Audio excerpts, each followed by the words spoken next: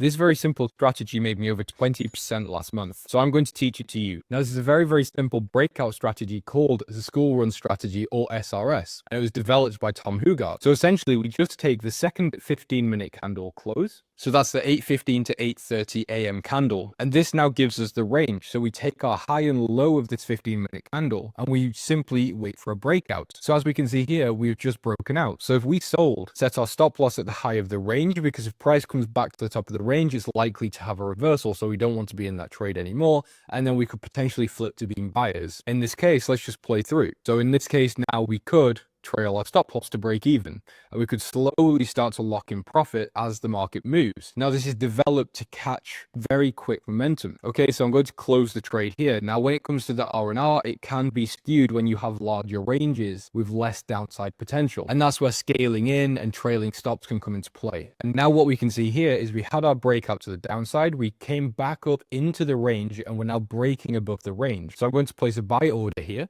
with a stop loss again at the opposite side of the range.